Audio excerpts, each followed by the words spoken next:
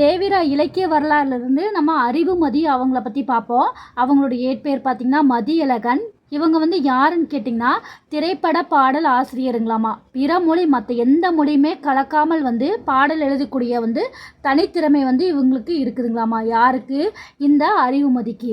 சரிங்களா. அவருடைய இயற்பெயர் வந்து மதியழகன். இவர் எழுதின நூல்கள் பார்த்துட்டிங்கன்னா 2 கவிதைகள் வந்து தொகுப்பாக வந்திருக்காமா. ஒன்று வந்து புள்ளி நுனியில் பனித்துளி, இந்த புள்ளி நுனியில் பனித்துளி, அடுத்தது இந்த கடைசி மலைத்துளி. இந்த 2மே வந்து இவருடைய ஹைக்கூ கவிதைகளோட தொகுப்பாகும் அப்படிங்கிறாங்க. ஹைக்கூ கவிதைகளோட தொகுப்பு. சரி, இவங்களோட நூல்கள் அப்படின்னு பார்த்திங்கன்னா இது எப்படி நம்ம ஞாபகத்தில் வச்சுக்கலான்னு பார்த்திங்கன்னா அகர வரிசையை வந்து ஃபஸ்ட் எடுத்துக்கலாம்.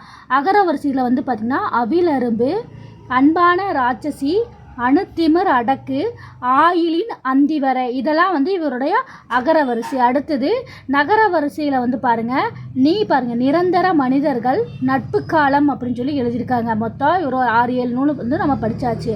அடுத்தது வருங்க துளி அப்படின்னு சொல்லி முடியக்கூடிய 2 நூல் எழுதியிருக்காரு. புள்ளி நுனியில் பனித்துளி, அடுத்தது பாருங்கள் மலைத்துளி. கடைசியாக வந்து ஒன்று நம்ம மெமரி பண்ணிக்கணும். என் பிரிய வசந்தமே. இது வந்து இதெல்லாம் வந்து அறிவுமதி வந்து எழுதின நூல்.